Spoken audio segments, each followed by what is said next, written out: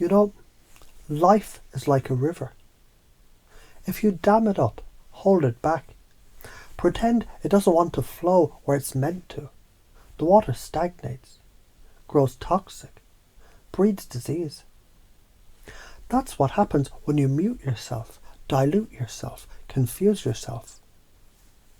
But when you let the river flow, it nourishes valleys, turns turbines, carves canyons, births civilizations.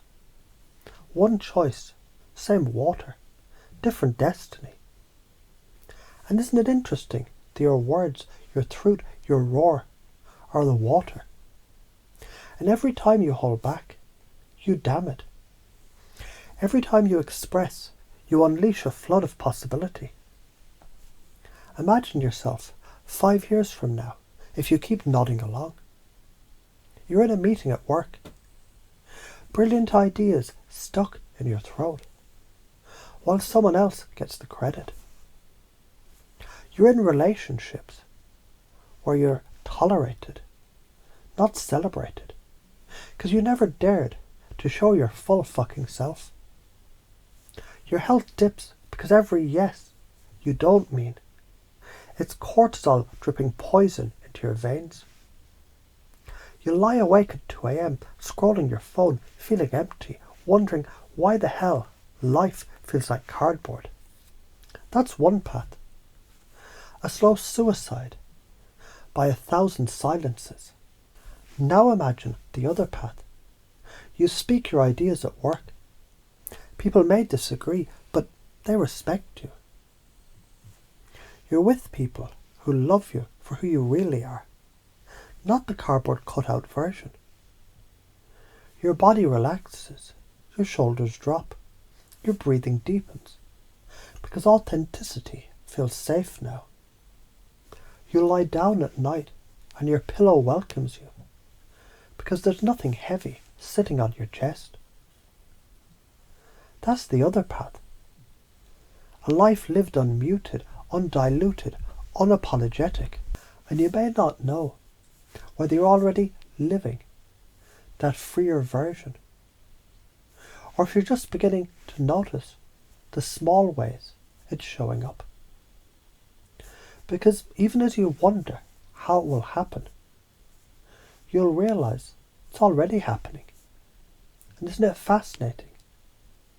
Sometimes the very act of not knowing how is the proof the unconscious is already making it so. Think bigger. If you roar, you give permission for others to roar. Your kids grow up unafraid to speak their truth. Your friends drop their masks around you. Your partner loves you more deeply because they actually know you. The ripple spreads. Communities get braver. Workplaces get realer. The world heals. And if you don't, you pass the cage down like an heirloom. Your silence teaches silence. Your children inherit your muted throat. And the cycle of slow suicide continues. So right now, as you sit here, your unconscious, it's already sorting, stacking the pain of every silence like heavy rocks in a backpack, stacking the pleasure of every truth spoken like helium balloons tied to your wrists. And isn't it funny how as those balloons rise, the backpack feels heavier, until your unconscious decides, fuck it, drop the rocks, float free. And as you float, you discover your voice has wings. And those wings carry you places your silence never could. It's like when a kid wants ice cream. They don't give a damn what anyone thinks. They tug at your sleeve, shout, stomp, laugh, cry. That's raw authenticity. You already know how to do this. You just got older, tricked into thinking it wasn't safe. But now, every time you speak up, it's like getting ice cream again. Sweet, liberating, joyful. And every time you don't, it's like watching someone else eat. while you pretend you're not hungry. Science says truth releases dopamine. Silence breeds cortisol. Karma says speak your truth and life aligns. Swallow it and life punishes. Drama says better to set fire to a bridge than drown.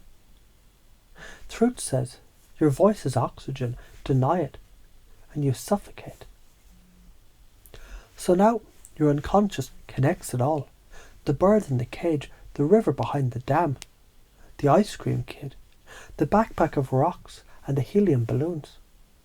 The health of your body, the fire of your relationships, the destiny of your children, the ripple to the world. All one pattern, all one truth, all one command. Roar. So as you sit with this and you wonder, why was I ever afraid of doing this? Your unconscious already knows. You weren't afraid of judgment. You were afraid of your own fucking power. And now it installs this identity. You are the lion. You're the river.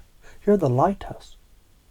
You're the one who speaks, even when your voice shakes. And from this moment forward, you live it easily, naturally, unconsciously. Because the greater risk is staying muted. And you're done with slow suicide. You're here to roar.